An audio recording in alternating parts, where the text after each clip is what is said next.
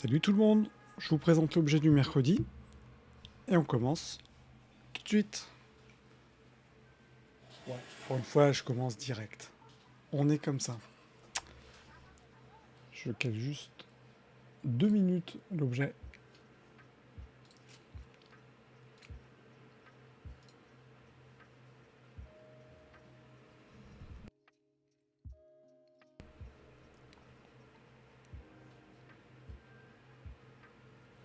Et c'est parti. Salut tout le monde, j'espère que vous allez bien. Que vous avez passé une bonne journée, que vous avez passé un bon mercredi ensoleillé. C'est incroyable, je trouve qu'il fait super beau. Euh, j'ai pas l'impression que les autres années il faisait beau comme ça. Mais bon, c'est peut-être une vue d'esprit. En tout cas, comme d'habitude, ça me fait plaisir de vous présenter, je vérifie quand même que ça passe bien, l'objet du mercredi. Alors je suis en train de voir de quelle manière je vais pouvoir vous mettre la lumière pour vous le présenter, que ce soit bien clair pour vous. Normalement, ça va le faire comme ça. Donc l'objet du mercredi, si vous me découvrez, j'essaie, attendez, de caler juste 2 minutes mon micro, mais théoriquement vous m'entendez bien. Je dis pas de bêtises. La musique doit pas être très très forte parce que quand je mets pas mon casque, la musique est moins forte que d'habitude. Mais c'est pas grave. Le but c'est que je vous montre ce petit objet. Je vous ai fait, alors si vous tombez sur ce live déjà, enchanté. Si vous ne me connaissez pas, je suis Kogei-san, je suis spécialisé en art japonais et en art coréen. Plus précisément, je suis expert et antiquaire, donc vraiment spécialiste. C'est bon, c'est vrai que je me suis jamais présenté ma petite histoire. En fait, j'ai une formation dans les arts japonais à la Sorbonne, maintenant il y a plusieurs années. Voilà, et j'ai travaillé tout le long de ma carrière dans l'Antiquité, ce que je fais aujourd'hui. Donc je fais quelques conférences, je source aussi des objets pour des clients, je source des objets pour des gens qui ont des passions bien spécifiques. Dernièrement, j'en ai parlé d'ailleurs sur Twitter, un monsieur qui a fait son propre pavillon de thé. Donc voilà, il y avait des objets à lui trouver. Donc c'est des choses que j'adore faire. Et en parallèle, j'ai Kogei-san. Donc Kogei-san, pour essayer de présenter des objets d'art, vous parler d'art japonais et coréen. Parce que je trouve qu'il y a des pièces qui sont magnifiques quand on connaît pas, quand on aime, mais quand on va par exemple dans un musée. Par exemple, le musée Guimet, j'en parle tous les jours du musée Guimet. On va regarder les collections, les objets de collection, mais on ne connaît pas forcément. Voilà, et puis on n'a pas forcément l'envie aussi d'avoir une visite guidée. Euh, pour en ayant. Si je voulais faire conférencier, mais le concours est très compliqué. Enfin, aujourd'hui c'est compliqué, ça ne l'était pas avant. Aujourd'hui c'est compliqué. Mais quand j'étais petit, j'étais choqué par des conférences. Donc c'est vrai que je suis d'une nature à essayer de découvrir tout seul. Mais il y a des choses qui nécessitent quand même un petit peu d'explication. Donc d'où l'idée de présenter ce fameux objet du mercredi. Euh, voilà, comme ça vous savez tout. Et donc aujourd'hui, je vous ai fait venir pour... Je vais le mettre dans ce sens-là, je vous le mets dans le bon sens et puis après je vous en parle. Hop. Alors je vais avoir l'objectif qui va essayer de caler. Je vais essayer de mettre un petit peu plus de lumière. Comme ça, vous allez bien le voir, comme c'est magnifique. Il est super. Je vous ai fait venir pour un Daruma. Je vais vous montrer. Alors, je ne sais pas si vous avez vu le tweet que je viens de faire. Je vais juste repartager mon écran. Comme ça, vous allez voir mon tweet. Tac. Mon petit tweet que je viens de faire. J'ai mis l'objet du mercredi. Un Daruma pas comme les autres. Du moins, pas comme le gif ci-dessous. Donc, effectivement, je vous présente aujourd'hui Daruma. Mais un Daruma particulier, puisqu'en fait, il va être représenté ici. Attendez, je mets juste ma bonne présentation, sinon ça ne va pas le faire. Dans sa vraie représentation en tant qu'humain, qui est Bodhidharma. Puisqu'en fait, Daruma, de son petit nom, c'est son vrai nom, c'est Daruma Daishi. Daruma Daishi, donc que vous connaissez tous en mode Daruma, le petit personnage rouge avec un œil fermé, enfin un œil qu'on peint en noir, et le deuxième qu'on va peindre quand on va réussir un objectif. Je vais en reparler de cette histoire. Daruma, au départ, c'est Daruma Daishi et c'est Bodhidharma. Donc Bodhidharma, avant de présenter cet objet, je vais vous en parler quand même 2 minutes. Donc on est déjà sur une représentation d'un personnage qui est un personnage clé dans l'art japonais. Ça, c'est évident que Bodhidharma, c'est une figure très importante de la culture japonaise. C'est une figure historique, puisqu'en fait, Bodhidharma, c'est, en tout cas, on estime que c'est celui qui a vraiment fondé l'école Chan en Chine, donc l'école Zen au Japon. Donc c'est vraiment le fondateur de ces écoles, avec pour cœur de pratique la méditation. Sans rentrer dans le détail de Bodhidharma, je pense que je ferai peut-être, parce que je ne peux pas le résumer là, je ferai focus sur l'objet, parce que si je fais une présentation de Bodhidharma, je vous tiens 2 heures dessus sur le sujet. Donc je ferai une présentation spécifique pour vous montrer ces grands personnages aussi, ces grandes figures des arts japonais, bon, en l'occurrence aussi chinois. Mais je veux dire, ce sont des personnages qui sont très importants dans cette culture, parce que on va le représenter, en l'occurrence Bodhidharma, on va le représenter de différentes manières, d'où sa représentation en mode Daruma rouge que vous achetez à Kyoto et sur lequel vous allez devoir peindre le petit œil noir. Ce personnage-là est central dans la culture, parce que central dans l'évolution du bouddhisme, donc bouddhisme zen, et notamment lui est connu pour être resté pendant, attends, je regarde mon texte parce que j'ai mes petites notes qui sont, je ne sais plus combien de temps il était resté en méditation, 9 années, voilà. 9 années méditation face à un mur, c'est aussi une des légendes. Est-ce que c'est vrai, pas vrai? Voilà, je pense que c'est vrai. Il est resté 9 ans, voilà, en mode méditation dans la grotte de Shaolin.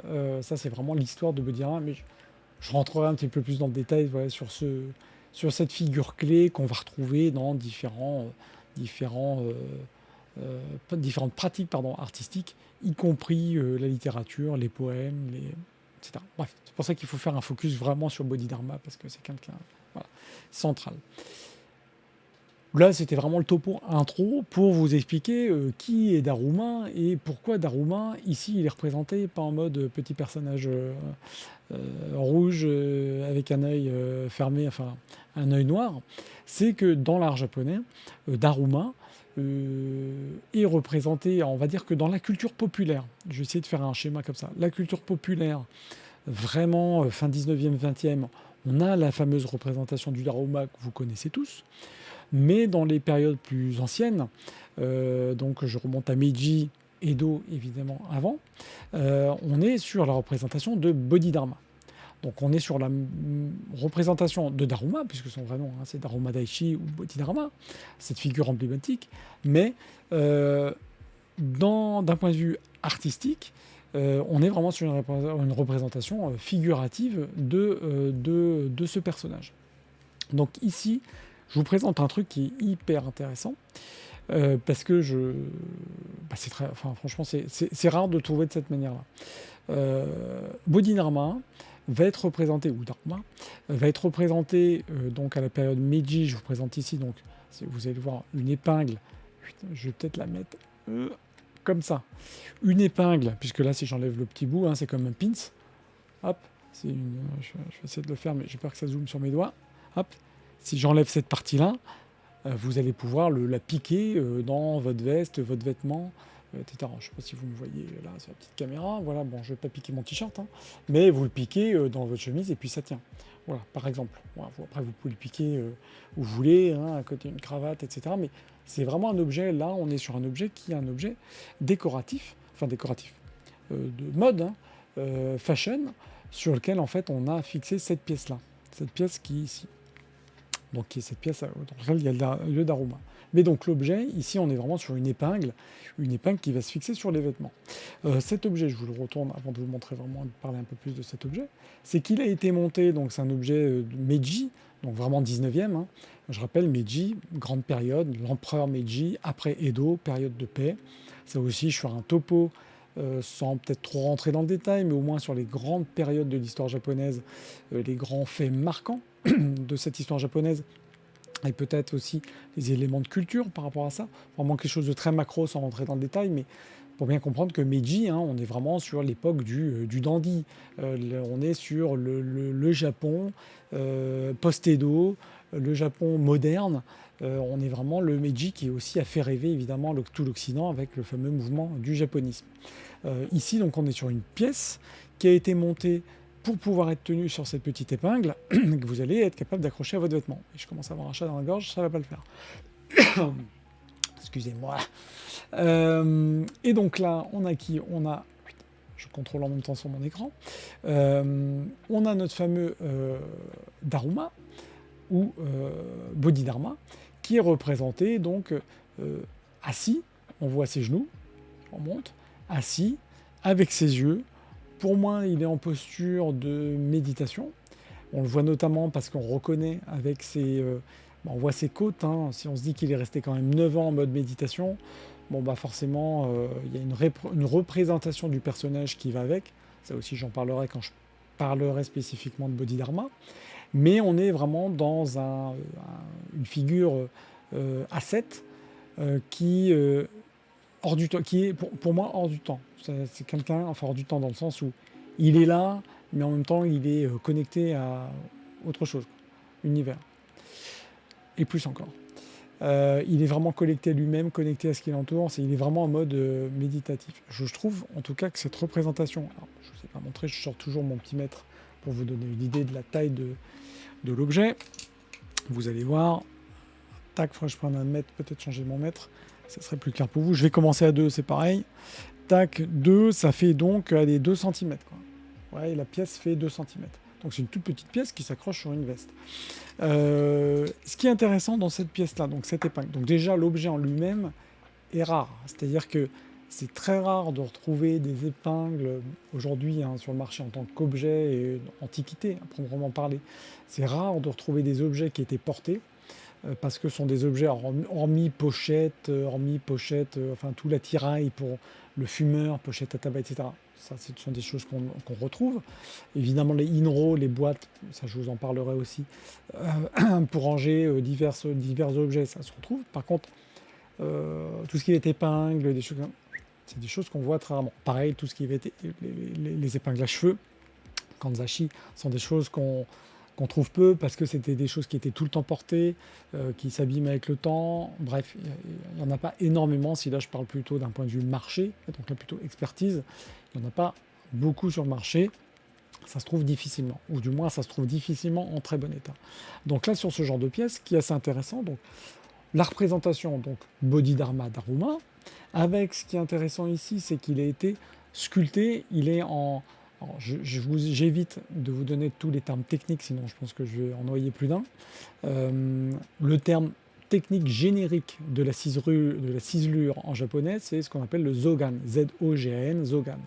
Donc vous avez plusieurs types de zogan, je ne vais pas rentrer dans le détail, et ce qui est assez intéressant, c'est que dans les niveaux de gravure, c'est un sujet que je connais bien parce que j'ai vraiment travaillé sur les techniques, notamment de travail de métaux. Ça, c'était pour mes masters sur les techniques de métaux pour les tsuba, donc le travail du métal.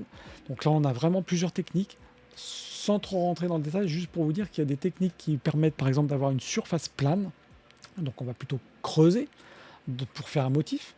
Au même titre que vous allez prendre comme par exemple un burin et vous allez creuser pour faire un motif comme une gravure sur bois. Vous avez aussi un type de gravure qui est plutôt en relief. Et donc, c'est le cas ici, décidément, je m'étouffe.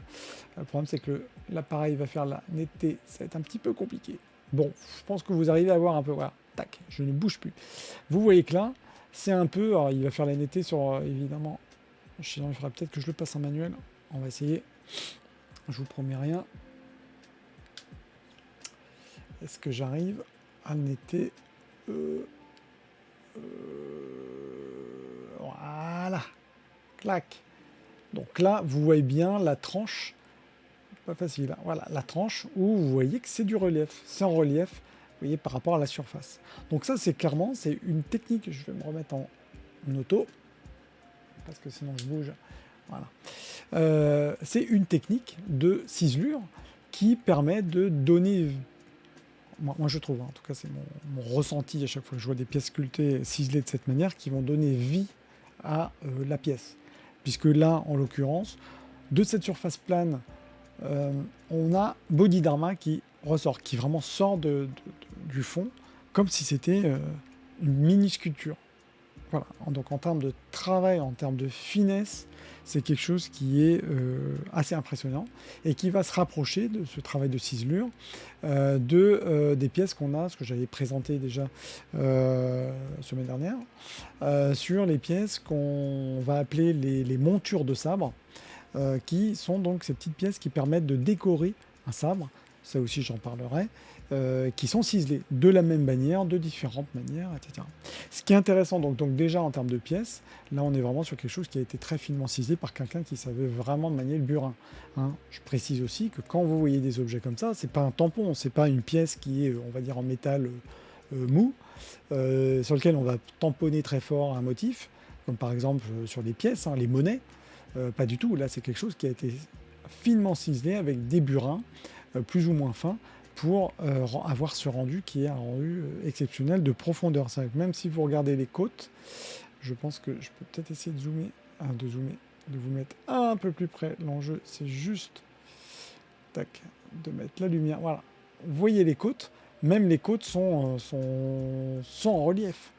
Donc on a le relief dans le relief. On a le personnage, la figure en elle-même qui est en relief. Et vous avez en plus les côtes, le détail qui est aussi en relief. Donc ça c'est assez fort parce que on voit qu'il y a plusieurs niveaux. Vous avez le vêtement du Bodhidharma, le vêtement qui est au-dessus des côtes qui sont bien en dessous du visage. Donc vous voyez les différents niveaux de profondeur de cette sculpture. Et pourtant, comme je l'ai dit, hein, c'est une petite pièce qui fait 2 cm. Cette pièce qui est ici, qui est signée, a aussi pour, en tout cas, particularité d'avoir, je vais essayer de zoomer, alors je suis en train de contrôler, c'est peut-être pas agréable pour vous de voir que je regarde à gauche, mais vous avez aussi, merci l'objectif macro, la barbe, les traits du visage tirés, qui ont été finement ciselés. Donc ça, limite à l'œil nu, bon là vous le voyez bien parce que je suis avec un objectif macro. Le but est d'essayer de ne pas bouger, parce que macro, voilà, les traits tirés. Et puis vous avez aussi, évidemment, les yeux et les lobes, les grandes boucles d'oreilles, qui sont en métal plutôt de type laiton, et qui ont été incrustés. Donc là, on est sur, en plus, un objet qui, hop, je reviens là, qui a été, au-delà d'être ciselé, a été décoré de pièces qui ont été incrustées, ce qui se fait très régulièrement dans l'art japonais, comme j'avais pu en parler avec les montures de sabre. Donc là, on est sur une pièce qui est en cuivre, hein, c'est un cuivre patiné plutôt chocolat, avec ces petites pièces qui sont des alliages de laiton. Je vous évite aussi les termes techniques là-dessus, puisqu'il y a différents alliages qui sont utilisés dans l'art japonais, avec une patine plus foncée à la patine plutôt argentée à une patine qui est plutôt dorée façon laiton, c'est ce qu'on a ici, et aussi une quatrième patine, pardon, qui est celle-ci, qui est plutôt chocolat, café ou chocolat. Mais c'est du cuivre, donc on est vraiment sur des alliages de cuivre, parce que pourquoi le cuivre? C'est un matériau qui se travaille facilement, qui se travaillait facilement, et pourtant très solide. Une fois travaillé, c'est quelque chose qui est très solide. Comme je disais, hein, ça c'est une pièce Meiji, donc 1900. Je rappelle qu'on est en 2023. Donc vous voyez, ça n'a pas bougé. Donc c'est une vraie jolie petite pièce qui, dans toute sa longueur, fait, parce que si vous arrivez sur ce live en cours de route, c'est une pièce qui fait 9 cm de long. La pièce en elle-même, 6D, fait 2 cm de long, donc on est vraiment sur quelque chose qui peut se porter au quotidien, qui se portait sur un kimono, qui se porte aujourd'hui sur un costume plutôt moderne. Bref, c'est une pièce qui vaut vraiment le détour quand on aime l'art japonais. Je me rends compte que la netteté est peut-être un peu moins... Salut Nush, question peut-être bête, qu'est-ce qu'un Dor? Il n'y a jamais de question bête, ça c'est sûr. Alors un Daruma, oui, si tu arrives en cours, alors Daruma en fait c'est la représentation du personnage qui est là, qui est en fait Bodhidharma. Bodhidharma, je dis que je ferai en fait un live, une petite vidéo exprès pour justement représenter ce personnage qui est Bodhidharma, qui est en fait le fondateur de l'école Zen, ou Chan en Chine, et qui est donc une figure hyper importante dans les arts japonais. Et donc Bodhidharma, hop, je vais remettre avec la lumière, c'est mieux. Voilà, et j'essaie de ne pas bouger. Bodhidharma est toujours représenté aux périodes modernes en mode Daruma.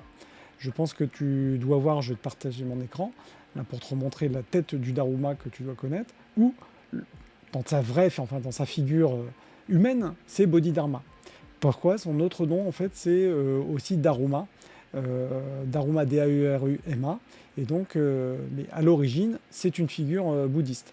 Lui, on le représente, donc je disais, de manière plutôt figurative, comme ça, à l'époque Meiji, donc avant le XXe siècle, quoi, 19e, 20e, on le représente de cette manière. Et je te remonte juste le Daruma, c'était bon, c'était le tweet que j'avais fait. Mais paf, le Daruma qui est comme ça, qu'on représente à l'époque moderne. Donc en gros, l'époque moderne, allez, 20e jusqu'à aujourd'hui, on le représente toujours dans les arts japonais, on le retrouve partout, hein, même dans des mangas, on a Daruma de cette manière. Et pourtant, ce personnage-là, il est, mais j'en ferai un topo justement, un autre topo, ce personnage-là, la période Meiji, et même avant, hein, il est représenté dans sa vraie forme humaine, c'est-à-dire Bodhidharma, qui est ici. Fait de très beaux plans avec ce type de perso. Ouais, ben oui, c'est ça. Et en fait, ce qui est assez étonnant, et c'est pour ça que là, je parle de cet objet-là, mais je pense que vraiment, je vais faire un truc spécial Bodhidharma / Daruma, parce que je trouve qu'on le retrouve vraiment partout. Et ce qui est assez intéressant, c'est que son nom, aujourd'hui, les gens, voilà, on va parler de Daruma, bon, ok, les gens connaissent, voilà, comme avec sa toge rouge, là, on le connaît. Mais en fait, son nom d'origine, c'est Daruma Daishi, et Bodhidharma. Et en fait, dans l'histoire de l'art japonais, si on regarde vraiment des estampes, hein, même 16e, 17e siècle, il ne sera pas représenté en rouge avec un œil noir, il sera représenté de cette manière. Donc ça, je ferai vraiment un topo là-dessus sur Daruma. Et puis donc cette pièce-là que je représente ici, hein, c'est en fait une épingle. Je ne sais pas si toi tu avais vu tout à l'heure, mais c'est une épingle qui se met qui s'attache au vêtement. Je remets ici, peut-être que tu es arrivé. Donc là, je suis tout petit, mais enfin, si tu vois sur ma vignette, ça se fixe, ça se pique comme une épingle, ça se pique sur un vêtement. Et voilà, c'est pour ça que c'est une toute petite pièce, mais qui est, comme je disais tout à l'heure, qui est assez rare parce que les objets qui se fixent, là, l'appareil photo fait un été sur le fond, mais pas sur l'objet, ça va être compliqué. Tac. Quand ce sont des pièces en fait qui sont portées, clairement c'est très difficile à trouver aujourd'hui sur le marché parce qu'il n'y en a pas beaucoup. C'est des choses qui sont quand même de petite taille. Là, la pièce fait quand même 2 cm, c'est pas énorme. Et c'est un peu comme les épingles à cheveux des geishas, les kanzashi, toutes ces pièces-là qui sont portées au quotidien. On en trouve très rarement vraiment de très très bonne qualité. Et là, bah, la spécificité de cette épingle-là, c'est que c'est une pièce qui a été ciselée. Bah, merci à toi pour le suivi.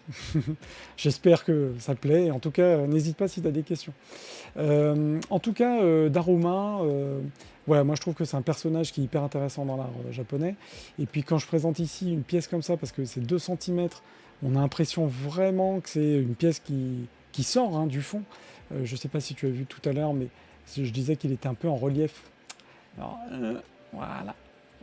Voilà, on le voit un peu en relief de ce côté. C'est vraiment une pièce qui a été finement ciselée, merci, qui a été vraiment finement ciselée par quelqu'un qui savait manier le burin. Comme je disais aussi, c'est pas des pièces qui sont tamponnées comme on pourrait imaginer, comme on fait aujourd'hui par exemple sur de la monnaie, des pièces ou autres. Hop, l'appareil photo qui a du mal. C'est pas quelque chose tamponné, en gros une pièce de cuivre qui vient juste d'être chauffée et on met un tampon. Non, tout ça, ça a été très finement ciselé avec plusieurs burins pour déjà creuser la pièce et faire sortir de cette pièce le fameux Daruma. C'est un travail de césure qui est dingue.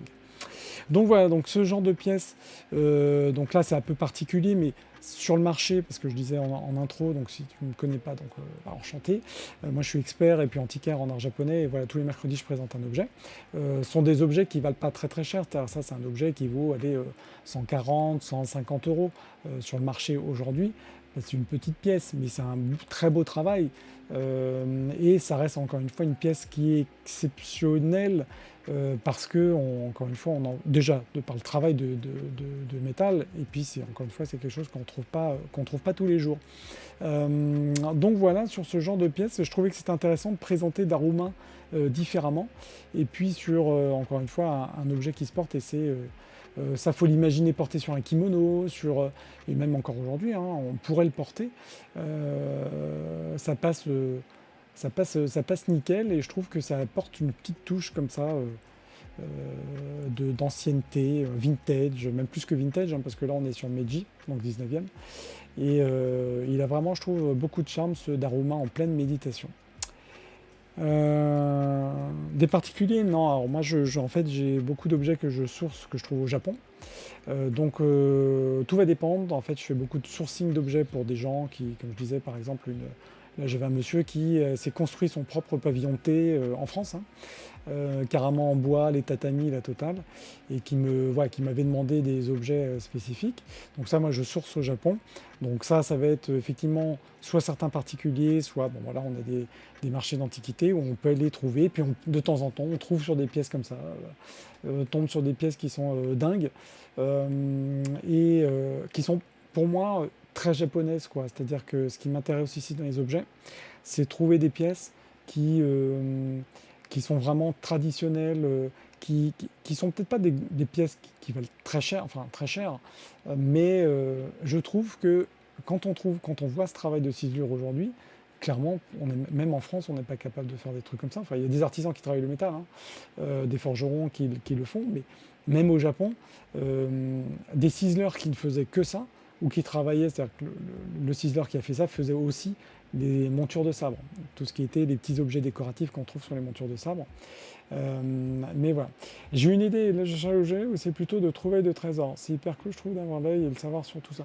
Bah écoute, après, oui, de toute façon, c'est sûr que pour identifier des pièces, des objets, bon, moi ça fait plus de 20 ans, j'ai pas l'air comme ça, mais il faut voir beaucoup d'objets pour se dire c'est bien, c'est pas bien, c'est... Bon, on a de la chance d'ailleurs dans les objets qui sont ciselés en métal japonais, il n'y a pas eu de copie. C'est-à-dire que pour faire ça, faut quand même toucher du burin. Mais dans d'autres terrains des arts japonais, par exemple la céramique, il y a eu beaucoup de copies, soit des Japonais qui copiaient des pièces anciennes, donc là c'est sympa quand il faut faire de l'expertise, ou même des artistes chinois qui ont fait pour les marchés occidentaux, hein, des pièces à la mode japonaise. Donc là, c'est encore un truc. Mais la ciselure, tout ce qui va être tsuba, garde de sabre, les ciselures, non, ça, on est vraiment sur un travail 100% japonais, ça c'est sûr. Salut Dear Earth, hello, je me demandais si ton expertise s'étendait sur les antiquités d'autres pays, et si oui, qu'est-ce qu'on a comme symboles français qui ont été dénaturés ou de la même manière? Attends, et oui, qu'est-ce qu'on a comme symboles français qui ont été dénaturés de la même manière? C'est-à-dire Alors, je réponds déjà sur la deuxième partie, si je peux juste préciser l'histoire des symboles français. Sur les antiquités, alors, moi je suis toujours parti du principe qu'on pouvait être expert que d'une culture, de culture. Voilà, moi je suis du Japon. Il y a aujourd'hui dans le marché de l'art des experts, donc des gens d'experts qui travaillent par exemple pour les ventes aux enchères. Je pourrais présenter dans le métier d'expert. Salut Wolfed, merci pour le suivi. En fait, les experts, c'est compliqué parce qu'on a des gens qui sont très spécialisés. Quand je dis très spécialisés, des gens qui vont être pas forcément focus sur un pays, mais sur plutôt un objet d'art, les estampes, les gravures. Donc un peu des gravures hollandaises, anglaises. Vous avez des experts par exemple en mobilier Louis XVI, Louis XV, en mobilier d'une époque particulière ou en design par exemple. Et dans les arts asiatiques, les arts d'Asie, on a aujourd'hui dans le marché français, international ça va être différent, mais sur le marché français, les experts aujourd'hui qui travaillent sont souvent multi-pays. Ce qui n'était pas le cas encore il y a 15 ans, 20 ans, moi, il y a des gens que je connaissais, je travaillais, des gens qui ne sont plus là ou qui sont passés à la retraite et qui étaient vraiment pour le coup spécialisés Japon, ou Chine, ou Corée. Aujourd'hui, on a des gens qui sont un peu spécialistes de tout. Bon, moi, je regrette ça parce que je trouve qu'on ne peut pas parler, enfin moi typiquement, je ne peux pas parler d'objets d'Inde, où il y a des choses que je connais, mais je ne peux pas parler précisément d'objets que je vais pouvoir avoir, même des gens m'envoient des photos d'objets chinois, de période Han, Tang, des choses que je connais visuellement, mais je ne suis pas capable d'en parler, ou du moins je ne suis pas à l'aise et je vais renvoyer vers un autre spécialiste. Et donc moi, je trouve qu'il faut être spécialisé, on pourrait être spécialisé surtout dans les arts d'Asie et par exemple sur le Japon, qui a plein je dirais, de spécificités. Il y a de la céramique, il y a de l'estampe, du bois, des ciselures comme ça, des objets décoratifs. Enfin, ouais, il y a vraiment beaucoup de choses. Et même d'ailleurs dans les arts japonais, moi par exemple, je connais, mais je ne suis pas spécialiste des lames. Je vais être vraiment spécialiste de sabre. Si pour cette partie-là, sabre par exemple, je vais être capable de parler de toute la décoration des sabres, l'aspect vraiment guerrier, pourquoi tes motifs, etc., etc. Et vous avez des experts, il y en a un en France qui est vraiment spécialiste uniquement des lames. Il ne travaille que sur les lames japonaises. Et voilà, en tout cas, toujours pareil, dans le milieu d'expertise, on peut vraiment être spécialisé, très très très spécialisé. Après, concernant, qu'est-ce qu'on a comme symboles français qui ont été dénaturés de la même manière? Ah, par rapport à Daruma, je pense que tu voulais dire. Alors, alors, c'est une bonne question, parce que je trouve que ce qui a été dénaturé, du moins transformé, on est plutôt, genre le symbole qui aurait évolué et qui se serait modernisé, devenu méconnaissable. Ouais. Alors, je vois comme ça, devenir carrément méconnaissable, non, là, comme ça, de mémoire, je vois pas. En art français, je vois pas. En type de personnage qui aurait pu être un peu caricaturé. On a Napoléon, hein, clairement Bonaparte. C'est un personnage clé. Je ne vais pas comparer Bonaparte à Bodhidharma, attention, hein, je vais me faire taper dessus, pas par Daruma, Bodhidharma, mais juste en termes de figure importante. Si vraiment je reste sur la France, je dirais qu'on va tomber plutôt en Occident et en France, plutôt dans les caricatures. Qui dit caricature dit que ça ne devient pas méconnaissable. Tu reconnais quand même le personnage, la figure. Par contre, ça va être, comme toute caricature, il va être un peu déformé.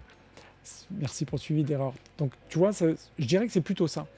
La spécificité d'un Bodhidharma qui devient Daruma, ou il devient le Daruma qu'on connaît tous aujourd'hui. Si on va à Tokyo, on achète des Daruma sur les t-shirts ou autre. En France, comme ça, là, dans le milieu des figures, franchement, je vois pas. Sûrement, hein, mais là, je vois pas. Je vais réfléchir. Mais qui auraient pu être reprises dans l'art. Alors après, attention, il y a des traitements par des artistes, type Picasso, qui va reprendre certaines grandes figures de l'histoire, par exemple le Minotaure. Ouais, merci de rien. Mais le Picasso, ça peut être un bon exemple. Le Minotaure, qui a été représenté par Picasso complètement explosé en mode cubiste, mais c'est plutôt de la représentation. Mais en tout cas, pas là comme ça, je vois pas de motif. On a resté en Occident, je pense que c'est aussi les écoles traditionnelles, hein. Eh ben écoute, merci. J'essaie de faire transparaître ma passion et essayer de partager. C'est assez marrant ce que tu me dis là parce que c'est souvent ce qu'on me dit parce que les gens, quand on va me voir sur internet, tout ça, les gens, ah ouais, c'est dur. J'arrive pas à voir que vous êtes hyper passionné. Moi, je suis allé pour une fois, je raconte ma vie, hein. Mais pareil, dans le cadre de l'expertise, on m'a demandé, c'était semaine dernière, un couple qui voulait se séparer d'objets, qui avait notamment les meubles japonais, ce qu'on appelle les tansu, qui sont les très beaux meubles japonais en bois. Alors ça, ici, c'est très compliqué d'en trouver. Faire venir du Japon, ça coûte une blinde, ça vous coûte 3 fois le meuble. Mais bon, c'est les meubles Meiji en bois. Alors, bref. Donc ces gens-là, j'aurais dit, bon, j'aurais évidemment indiqué en disant que votre meuble, c'est un très beau meuble. Et c'est assez marrant parce que c'est des gens qui pensaient pas que je pouvais parler de meubles. Et puis voilà, je suis effectivement passionné. Et je pense que c'est ça aussi l'expertise, pour revenir à la question d'hier tout à l'heure. Je pense que pour être expert, pour parler des objets, parler des techniques, voilà, il faut aimer. Et puis bon, perso, j'aime bien partager aussi, quoi. Donc voilà. En tout cas, content que ça vous plaise. Voilà, je suis là, essayer de répondre au mieux aux questions, et en tout cas avec grand plaisir. Donc lui, pour revenir à notre ami Daruma Bodhidharma, je pense que je ferai une vidéo vraiment pour présenter ce personnage et peut-être présenter de la manière dont il est représenté dans l'histoire de l'art japonaise. Généralement, les présentations comme ça de thèmes, c'est quelque chose, je fais ça en 1 heure, 45 minutes, 1 heure, histoire de vous donner un aperçu de ce perso. C'est un peu la Joconde, hein, dans les arts japonais. Le Bodhidharma, c'est vraiment le perso qu'on va retrouver vraiment très très très souvent jusqu'à Meiji. Et puis voilà, sur les époques modernes, voilà, il a été représenté. Essayer d'expliquer aussi pourquoi il a justement cette métamorphose du symbole, pourquoi il est devenu Daruma en mode couverture rouge, et puis son histoire d'œil qui se peint. Je peux en parler tout de suite. Parce que pour info, hein, si vous achetez un Daruma, il a normalement les 2 yeux blancs, le fameux Daruma rouge. Il va falloir que vous allez peindre un œil et vous allez peindre le 2e œil à un certain moment. Je ne sais pas si vous êtes au courant de cette histoire, mais c'est toute l'histoire du Daruma. Et puis voilà, j'expliquerai ça. Donc ça, je pense le faire peut-être semaine prochaine. Peut-être lundi prochain. Je ferai un focus sur Bodhidharma ou / Daruma. Et en tout cas, si vous avez des questions, n'hésitez pas, d'autres questions, d'autres sujets que vous voulez que je traite avec grand plaisir. Pour en revenir sur le prix, pour ceux qui n'ont pas vu, qui n'étaient pas là quand j'en ai parlé, ce genre d'épingle, donc je disais que c'était quelque chose qui était assez rare. Putain, j'ai un chat dans la gorge, pardon. Qui était assez rare, mais on n'est pas sur des pièces qui coûtent une blinde, hein. Là, on est sur un petit objet qui vaut, comme je disais tout à l'heure, 140, 150 euros. C'est vraiment un petit objet, mais qui est un bel objet. Voilà. Qui peut être porté d'ailleurs, hein. Moi, souvent, on me demande même des fois sur les bols à thé, les choses comme ça, est-ce qu'on peut les utiliser? C'est des antiquités, est-ce que je peux les utiliser? Bon, après des bols 20e, vous pouvez les utiliser. Ça a été fait pour ça, hein, pour les cérémonies du thé, par exemple. Bah là, c'est pareil, une épingle, elle a été montée, et vous avez le petit pic ici, comme les pins, hein. Hop, ou comme les épingles que vous achetez sur le marché. Bon, putain, l'objectif qui fait pas. Mais vous pouvez la mettre, c'est quelque chose qui se porte. Donc voilà, petit objet qui est très sympa, que je suis content d'avoir et de pouvoir toucher, regarder tous les jours. Voilà, j'espère en tout cas que ça vous a plu. Merci pour les suivis, les follow. Si vous avez des questions sur cet objet, si vous avez des questions sur d'autres objets dans l'art japonais ou autre, avec grand plaisir pour y répondre. Je fais aussi d'art coréen. Alors pour le moment, j'ai pas d'objet en coréen parce que ça part très très vite. Il y en a vraiment pas beaucoup, hormis les céramiques. Donc bon, n'hésitez pas si vous avez des questions en tout cas. Avec grand plaisir. Je fais régulièrement donc les rendez-vous chaque semaine. Je fais le lundi ou le mardi, c'est un rendez-vous sur notamment un thème artistique ou un sujet comme on va faire là sur Bodhidharma ou un artiste. Donc j'ai fait, je ne sais pas si vous avez été là hier, mais un topo sur un artiste contemporain coréen qui s'appelle Park Dong-soo. Je vous laisse regarder le replay. Donc ouais, je suis vraiment multi-art, hein. Je fais le focus sur un objet le mercredi et je fais le vendredi un focus là plutôt sur le type design, sur le design graphique contemporain japonais et coréen. Et ça, c'est le vendredi. Donc ouais, j'essaye d'être touche à tout ce qui me plaît, hein. Et puis donc n'hésitez pas si vous avez des sujets, en tout cas que vous voulez que je traite, avec grand plaisir. Je vous dis bonne soirée, merci de m'avoir suivi. Je vais remettre Daruma au chaud. Et merci, bonne soirée à toi, bonne soirée à tout le monde. Ah, attends, j'ai une question. Sur le symbole en lui-même, mais je suis incritique sur l'utilisation, comment le faire tenir dans le kimono? Il n'y a pas d'épingle comme un pins moderne, donc la fiche se glisse dans le tissu. Ouais, la fiche se met direct dans le tissu, en sachant que on est sur... Je ferai peut-être un petit topo aussi sur les vêtements portés, notamment à l'époque Meiji, qui se modernisaient, enfin qui s'occidentalisaient, je ne vais pas dire moderniser parce que je vais me faire taper dessus, qui s'occidentalisaient, et inversement, hein, il y a eu le japonisme ici, entre 19e et 20e, donc ouais, mais ça se fixait carrément dans le tissu. Ce qui fait un peu mal, j'avoue, j'avoue, parce que l'épingle, bon, vous voyez quand même la taille du truc, hein, c'est pas la petite épingle de pins, hein, mais bah écoute, ouais, merci Wolfed, à toi aussi, bonne soirée, mais voilà, ça se piquait dans le tissu, yes. Voilà, bah écoutez, bonne soirée à tout le monde, je ferai voilà, d'autres vidéos, en tout cas, je vous laisse m'envoyer des DM si vous avez des idées de sujets, allez-y, avec grand plaisir, sur Twitch, sur YouTube, sur Twitter, avec grand plaisir. Je vous laisse et puis bonne soirée. Ciao, ciao.